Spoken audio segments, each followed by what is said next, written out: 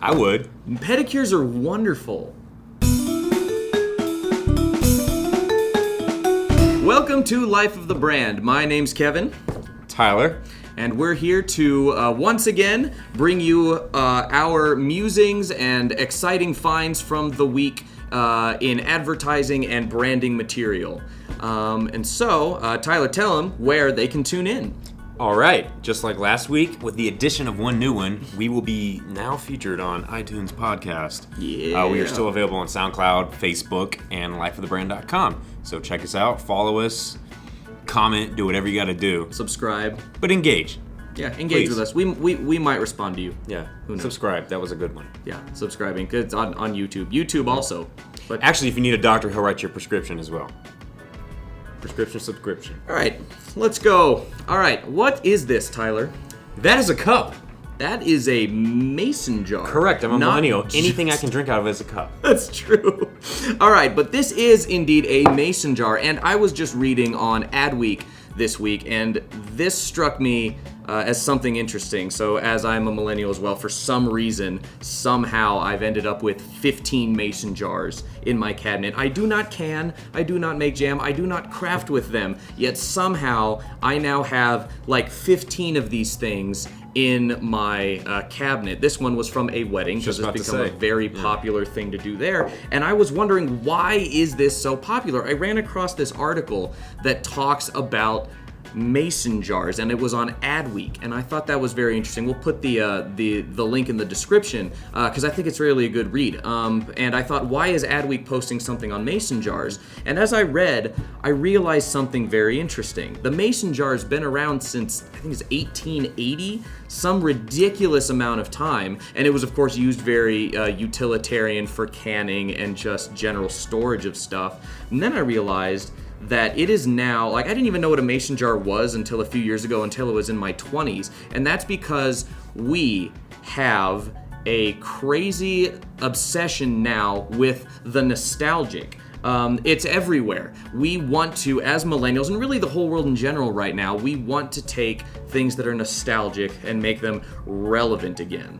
And so I was reading this and I realized that from a branding perspective, from the perspective of someone like us who's taking information and taking things and trying to make them relevant, it actually really works to brand nostalgia. Because I feel like we're in two camps. We're in either the technological, everything's brand new and exciting, but most of what's out there right now is not brand new. Right. Most of what's out there is repurposed from something else. And so something like a mason jar has now become relevant again because of the way that it's branded, the way that it's marketed. So, like, what are 5 things off the top of your head that you've seen mason jars used for? For example, I, as a overly chronic web shopper, I bought mason jars that actually you can fill with something, and they are, what do you call it, solar lights. So Wait, are you that's serious? One. Yep, That's I have pretty that. Canning. Todd, I know you were talking about canning earlier. He loves to make jams. Arts and crafts, an example right there for you. But why don't you go ahead and fill me in with what you were thinking, because I feel like I'm going to go in circles in a second. No, I mean, that was the thing, is that they were talking about someone in this article. It was like a 50-year-old lady who didn't even know about mason jars until she started repurposing them to make crafts. So, again, it just became this thing where originally, yes, people thought, all right, this is a very utilitarian piece that can be used for a lot of stuff, but now people have them and use them and they don't know why. Coffee shops putting lavender lemonade and cold brew inside of, if it's in anything else but a mason jar, it's just not right. Well, it's like I could drink out of this, or I could drink out of that. Any day of the week, I'm picking that. But it's like, why? It's cool. I know. There's the aesthetic. It's simple. It's also different. And this day and age, we all want to be different with what we do. Yeah. I mean, there's a reason that they call us millennials, and I'm not going to go ahead and throw everybody into that bucket. But even my parents, the way they act, I would consider They them act a millennials. little bit like that. I mean, they do. It's crazy. And that's where I found, then I picked up this thing. So this, if you guys don't know what it is, it's a Chemex pour-over system. And again, it's been around since like the 50s or 60s. Don't fact check me on that. I'll figure it out. I'll put it in do the it comments. later. But it's been around forever. And this is what people are making coffee in because it's cool, it's new, it's hipster. I didn't know this existed until a few years ago, and it was the resurgence of this coffee culture, this idea that we want to brand nostalgia. If we can brand making a cup of coffee over the course of 10 minutes with nothing but your bare hands and call that kind of the new way to bring up the ways of the past, people jump all over it. So, I actually thought there was a really fun part of this article that talked a lot about why we enjoy mason jars so much and stuff like this. But to make it more interesting for you, I'm going to send it over to the CEO of our company, Randy Wink, to read you this little snippet of the article. While critics have dismissed the trend as hipsters hungering for substance, it's hard to refute the mason jar's muscular profile, versatility, and, well, its sheer Americanness. I would actually like to make a parallel between mason jars and social media. Now, this will be interesting. It's actually not going to be far-fetched at all. So you were talking about nostalgia and how that is what really drives people. Can you think of something on Facebook that drives nostalgia, or Instagram or Twitter? And I'll give you a hint. It's a hashtag. So like Throwback Thursday. Exactly. Yeah. Mm-hmm. And it's amazing the way that people engage with that content just because it's old. I mean, today, every day I get a new image on Facebook saying, this is what happened 5 years ago. I'm like, oh my God, I forgot I did that. Or and people post them like crazy. Yeah. I know people that only post those time shop things that say, oh, 1 year ago, 2 years ago, 5 years ago, 16 years ago, this happened. Mm-hmm. Todd posted one of those. Man, he was a...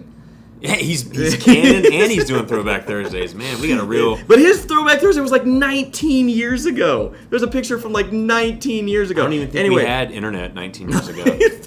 So he kind of had to wait anyways, But no, that's a great parallel. It's the idea that people, instead of posting something that happened yesterday, we'd rather look back on what happened a month ago, 2 years ago, something like that. Yeah, that's really interesting, Tyler. Yeah, so I think there's a lot of reasons why this was an ad week, and when you came to my attention about what you wanted to post, it was a little surprising. I'm like, wow, I didn't even know this was going to be an ad week, but I think it's a great topic, and I think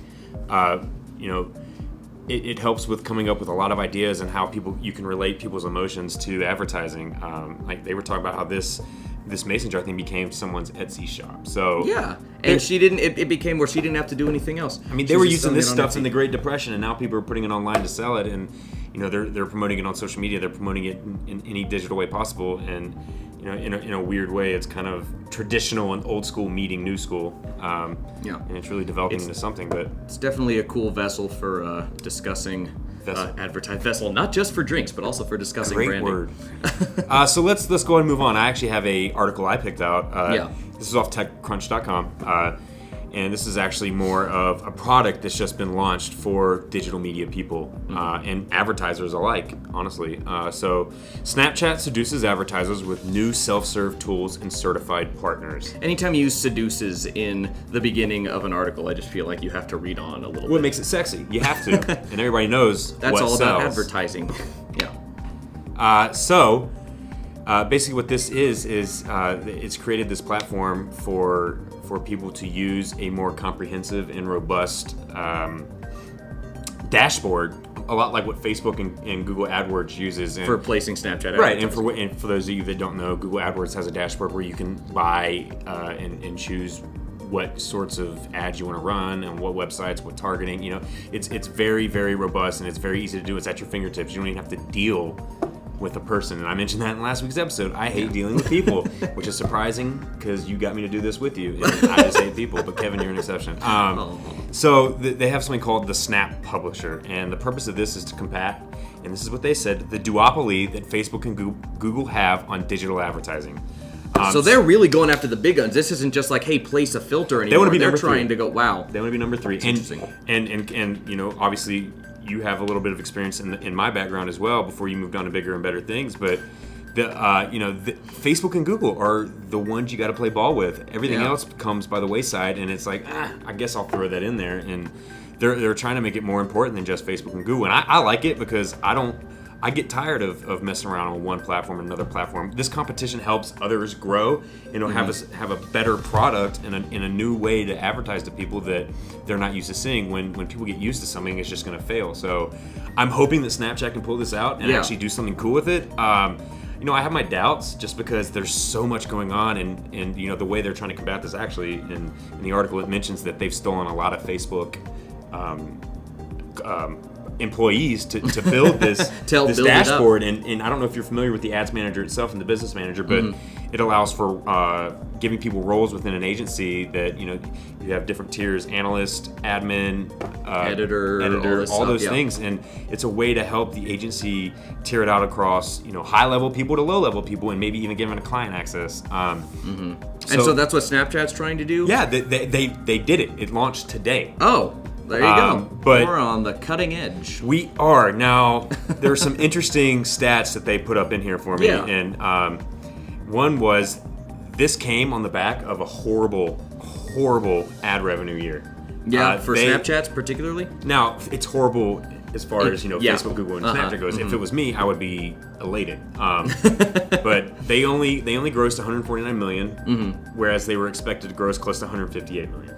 So they came in about $11 million less than what they were projecting. And that $9 million. That's 11 million, right? No, it's 9. You're right.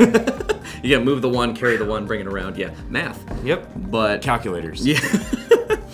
But I think this is interesting because, why them taking such a bold move into such a bold space? Because Google and Facebook, they are massive content aggregators. It's social media versus search engine. Facebook trying to become a search engine. Google trying to become more social, and just going back and forth. Where Snapchat, it's not to say it's like a one-trick pony, but it kind of is, or that's kind of how it started out. So how are they expecting to pull in all of these different people, all these different advertisers, all of these different viewers? Are they still trying to use just their kind of their photo-only platform to help drive this? So they have their video. They call it it's the vertical. I'm sorry, here it is. Vertical video format. Okay. And basically the end game of this is to make it easier to convert an ad from TV or YouTube to place on Snapchat. Because as of right now, there's a specific format, a specific. I mean, it takes some time to develop this content. So this is all back end stuff. This isn't necessarily then what people see front of the house. The user experience won't change, but the advertiser's experience will change dramatically. That's something that could be interesting, because right now what we as a small, medium-sized agency can do in a medium-sized market is basically place those filters or place, once you start getting into discussion of the thing that reads your face, to be able to place filters like that, you're talking about national campaigns. And so any ability, I think, for a platform to create conversation among local brands, I think will be hugely successful as it starts ramping up. And it's going to be something that we're interested in actually using, not just talking about. So it takes a national platform, that regardless of a bad year, still has ad revenue of 149 million. It brings it down to kind of our level and lets us discuss it here with you guys. And it's something that we will actually use in addition to being interested in. Now, before we wrap it up real quick, I just want to run over a few little things that I took away from this. There's a quote in the article that says, if Snapchat can use these tools to make buying its ads simpler and prove they drive ROI, which is return on investment, it could harness the avalanche of ad spending spilling over from television to digital. And that is why I have a job today. Yeah. And I think they're going to do this, and bear with me here. I know we're running a little bit low on time, but making it easier for people to buy and place ads is going to help them. As of now, the only people that can really do that are people with budgets, $100K plus. And this is actually really, really helpful for the smaller guys who are going to be little singles and doubles here, and you don't have to rely on the home runs of Nike to come in for a campaign every year and throw all your business into that. So they're actually being more enticing for agencies like us, and I think it's great. I'm excited to see what it can do for us and see where we can go. But this is a really exciting tool that fills that I'm middle looking forward to space using. there. Yeah, absolutely. That's awesome. I think that's a great place to wrap up. Thanks for sharing that, Tyler. Thank you all for watching. Next week, I'm actually not entirely sure what we're doing next week, because a lot of what we are going to do next week we are actually not going to curate. And a little bit more on that later. Stay tuned on Facebook throughout the week to kind of see what we've got rolling for our next broadcast. You may see some new faces. It's going to be a lot of fun. Just to correct him, not May, Will. We'll see some new And they're a faces. lot better looking than these. But yeah, we'll be teasing a little bit of that on social media. Again, thanks for liking, commenting, subscribe to our YouTube channel, catch us on SoundCloud, iTunes. Did I forget anything? No, you did not. Soon we will be on the moon, so Soon, stay yes. tuned. Broadcasting from the moon. God, that would be incredible, wouldn't it? That'd be cool. That would be taking Tradigital to space. What would you even call that?